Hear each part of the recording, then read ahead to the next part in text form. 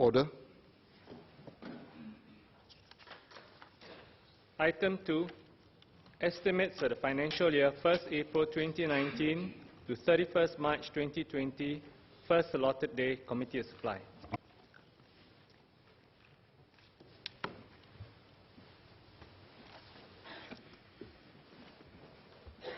Head U, Prime Minister's Office, Minister Josephine.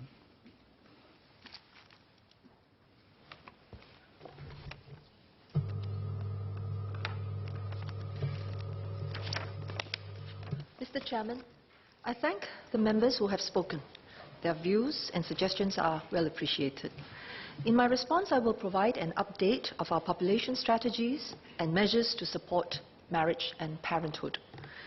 Dr. Lim Wee Kiak asked how we will build a sustainable and vibrant Singapore for all ages in light of our demographic challenges. We are doing so through 3 broad strategies. Our first and foremost strategy in managing the population is to ensure that there's always a new generation of Singaporeans to carry our legacy forward.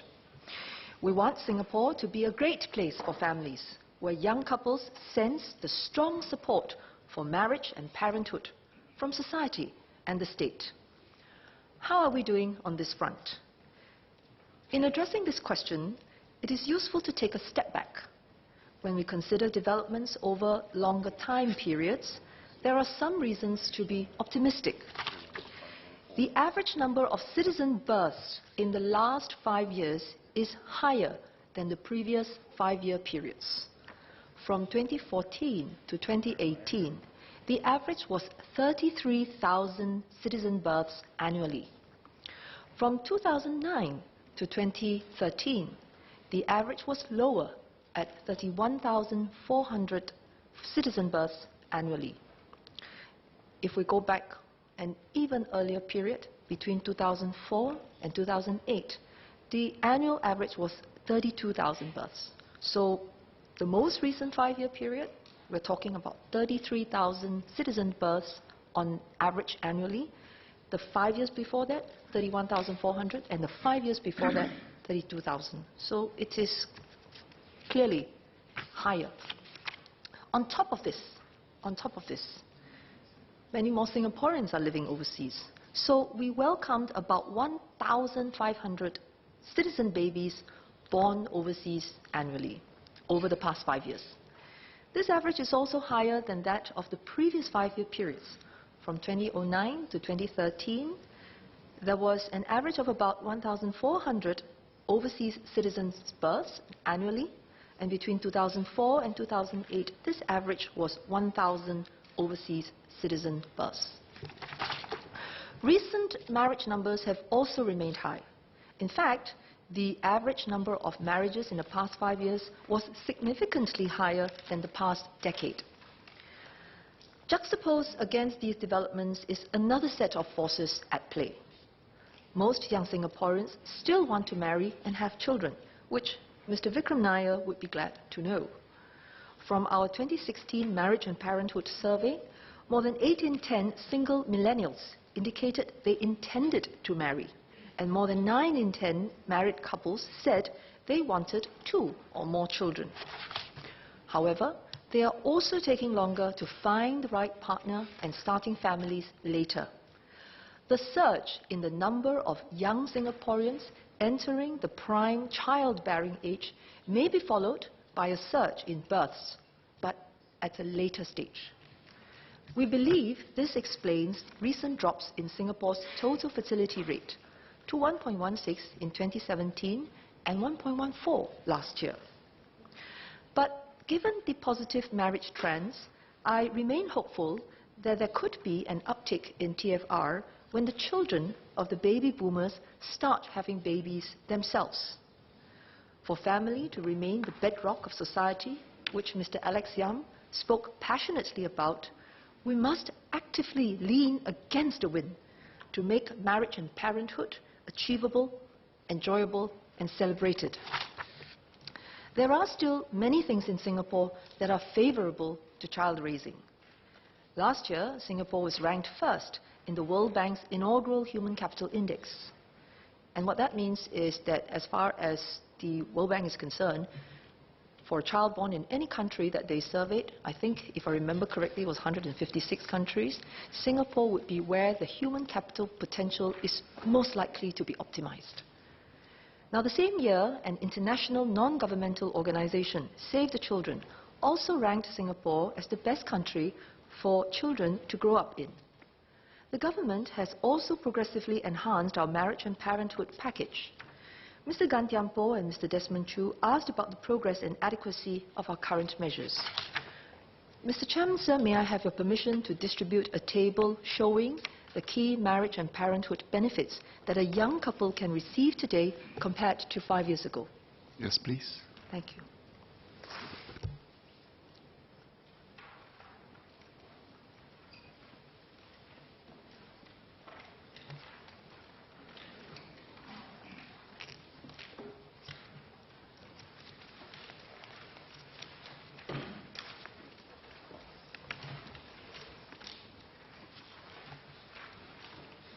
Mr. Chairman, firstly, a couple can now own their first home sooner. Flats with shorter waiting times, about 2 to 3 years, compared to 3 to 4 years for typical BTO flats, are now available to them. The first batch was launched in November 2018. Those who may have urgent housing needs or location preferences can choose to buy a resale flat and receive up to $120,000 in housing grants, which is $40,000 more than what a couple would have received in 2014. First-timers buying a new flat in non-mature estates can service their housing loans using less than a quarter of their combined monthly incomes, often with little or no cash because they draw on their CPF savings instead. Second, parents now benefit from greater support for child-raising costs. When their first child is born, they receive up to $18,000 through the MediSave grant for newborns, baby bonus cash gift, and the child development account. This is $3,000 more than the maximum a couple would get in 2014. They will also receive a CDA first step of $3,000 deposited by the government without having to save into the CDA first, which helps to lighten their load at the start of their parenthood journey. Third, in the child's preschool years, the couple would find it easier to enroll their child in an affordable and good quality preschool. EGDA has increased the number of full-day preschool places nationwide by over 50% since 2014. There are 170,000 full-day preschool places today. By 2023, this will increase to about 200,000, and 2/3 of preschoolers will be enrolled in government-supported preschools. Fourth, throughout their parenthood journey, and as their family commitments increase, the couple now have stronger support to manage their work and family responsibilities today. They enjoy enhanced parental leave provisions, which enable fathers to play a more active role. With up to 8 weeks of leave, a father now has access to double the amount of leave in his child's first year, compared to just 5 years ago. The take-up of paternity leave has been encouraging, increasing from 37% in 2014 to 53% for recent cohorts. We have also increased paid childcare leave over the years. Today, each parent with children below age 7 has 6 days of childcare leave per year and 2 days of childcare leave per year while the children are still in primary school. Mr. Louis Ng gave suggestions on further increasing leave for parents to care for their children, while Mr. Desmond Chu suggested legislating flexible work arrangements. We will keep reviewing the scope to expand leave provisions. But, as Mr. Douglas Foo reminded us, we should be careful about mandating businesses to do more, as it would impact business viability and put jobs at risk. Given the recent enhancements, I hope members will agree to give companies some time to adjust before further moves. In the meantime, promotional efforts should continue. That's why we introduced a tripartite standard last year to encourage employers to provide unpaid leave when their employees have unexpected care needs, including multiple or preterm births, or family members or children who are hospitalized. I must thank Mr. Ng for giving us the idea. About 450 employers with over 224,000 staff combined have adopted this standard.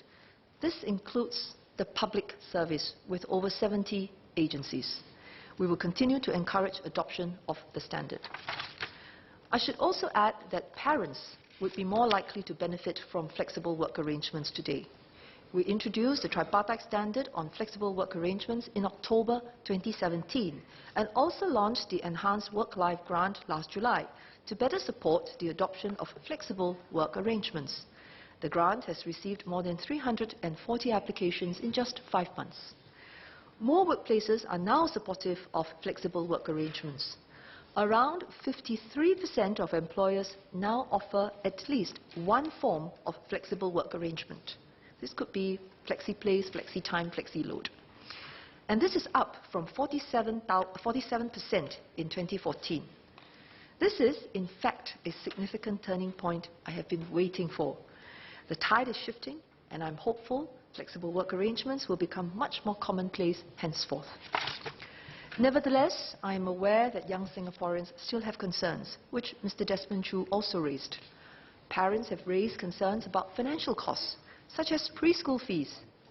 ECDA is reviewing the preschool subsidy framework to make quality preschool more affordable for parents. The Ministry for Social and Family Development, MSF, will provide an update on this during its Committee of Supply debate. Parents may also feel the need to keep up with other parents' intensive efforts in education, for example. MOE too is concerned to help our students discover more joy and develop stronger intrinsic motivation to learn. MOE is reducing the frequency and stakes of school-based assessments. Students' class and level positions will not be reflected in report books to minimize unhealthy comparisons among students based on their academic performance. MSF has also started the Baby Bonus Parenting Resources Portal to boost confidence in parenting through sharing of tips by experts on raising happy and healthy children. Next, as Ms. Rahayu Mazam pointed out, the workplace environment is critical. Senior Parliamentary Secretary Low Yen Ling will share more at MOM's Committee of Supply debate. But overall, I am encouraged that more companies are taking progressive steps to support their employees' caregiving needs. One such example is MTech, an SME which specializes in cybersecurity and network performance solutions. I visited MTech this week. As many of their employees are young parents who may also be caring for elders in the family, MTech decided to offer flexible work arrangements to staff who need them. This was made possible by IT tools which enable staff to work remotely and still be effective. I met Patrine, a product manager who was able to telecommute when her children were down with chickenpox and when her mother was hospitalized. MTech was initially concerned about the investment needed to enable mobile working, but later found that the benefits were well worth it.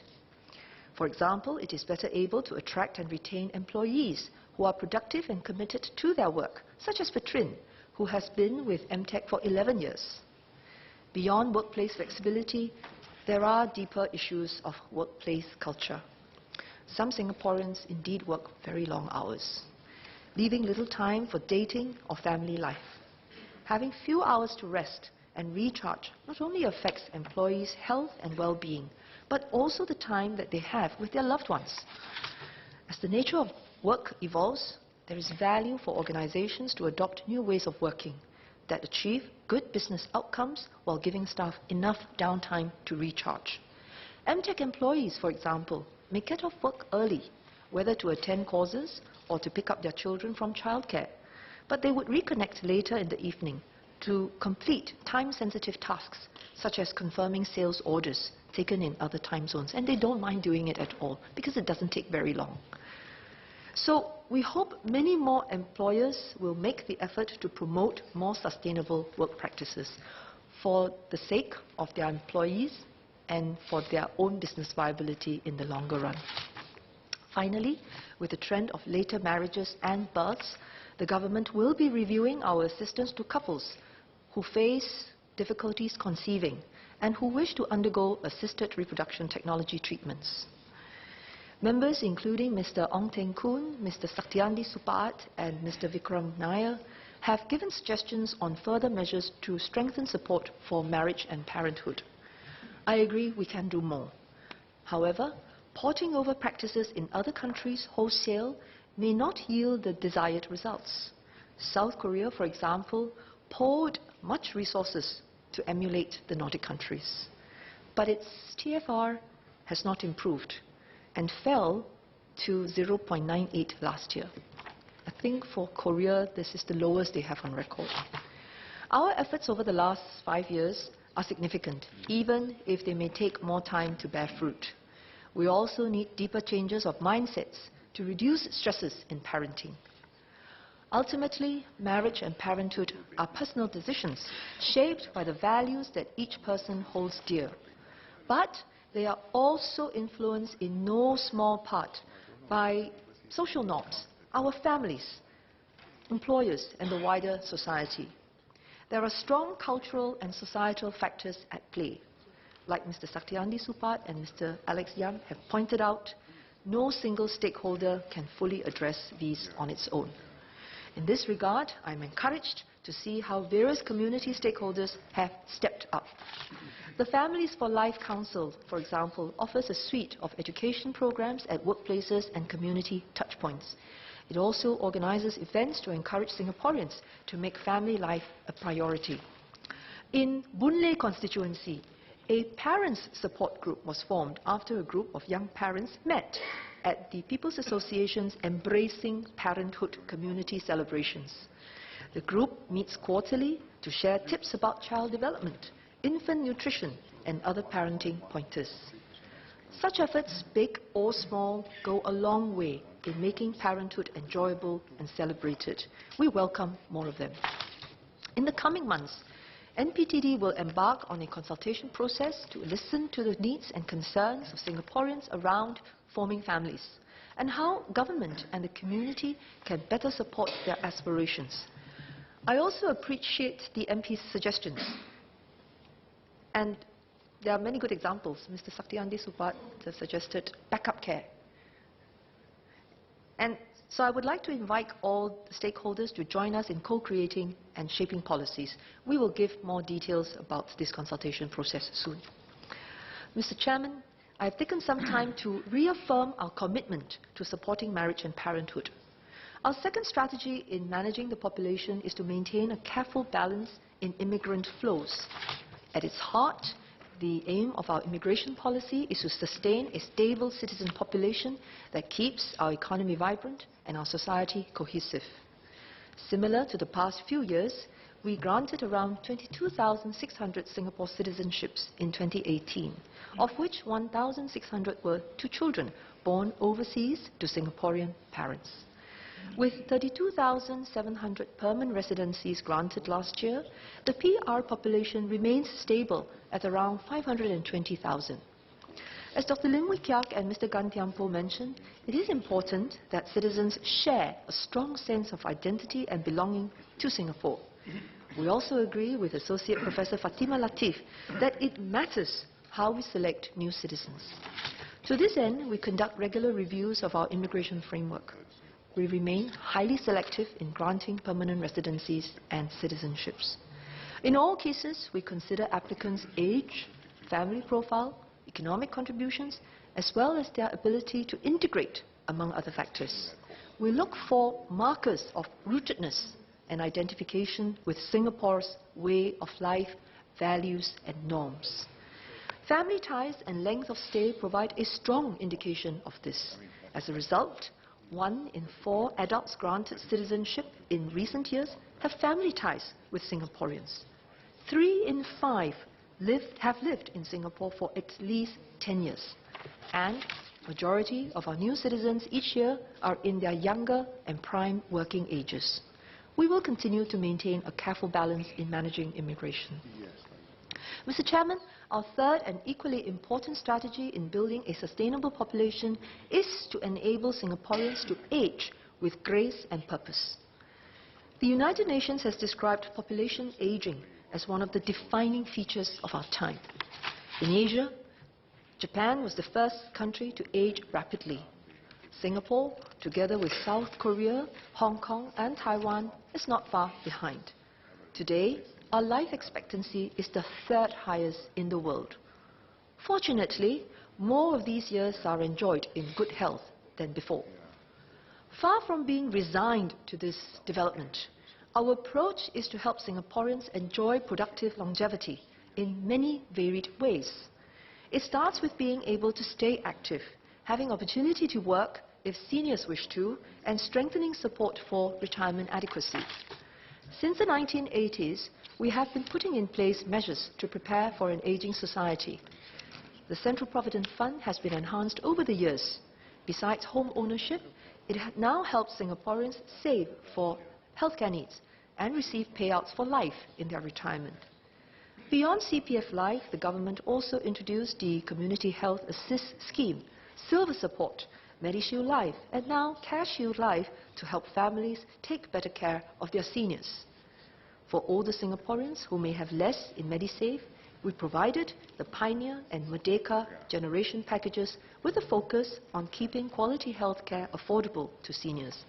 This is in addition to regular top-ups to boost retirement savings.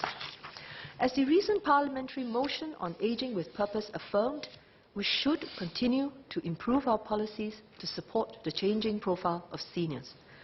For example, more seniors wish to work longer. Our employment rate of those aged 55 to 64 is already among the highest in the world and still going up. In my capacity as Manpower Minister, I set up a tripartite work group on older workers. Later in the debate, I will provide an update on the work group's deliberations that will address Mr. Gan Thiampo's concerns about supporting senior employment. Within our communities, we are also updating the way we care for seniors, for example, through innovative award-winning solutions like Kampong Admiralty. My colleagues at the Ministry of Health will share more during their Committee of Supply debate. With your permission, Mr. Chairman, I would like to conclude in Mandarin.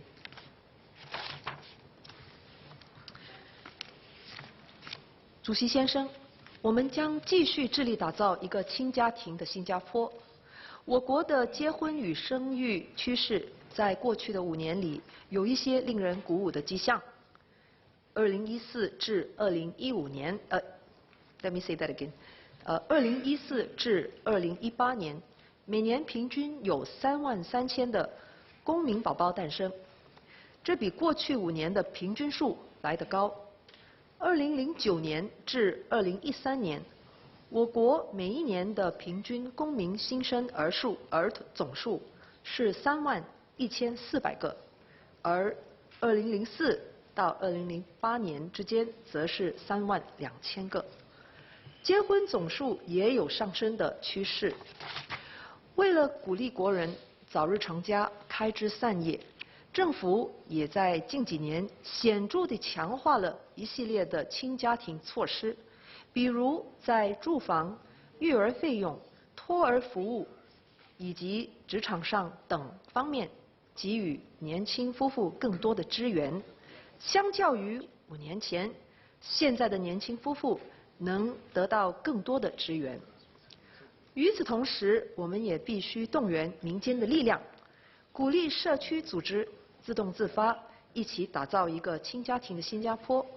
例如，雇主与同事们能尽量配合员工对灵活工作的需求，互相体谅，让他们能够兼顾家庭和事业。社区团体也能自动自发地举办家庭活动，成立父母互助小组，为育儿的过程增添喜乐。我们将会在接下来的几个月和民众进行对话，听取并了解他们在组织家庭方面的需求与顾虑。我希望民众与社区伙伴们能积极反馈，大家各尽一份力，共同迈向一个更亲家庭的新加坡。Thank you, Mr. Chairman.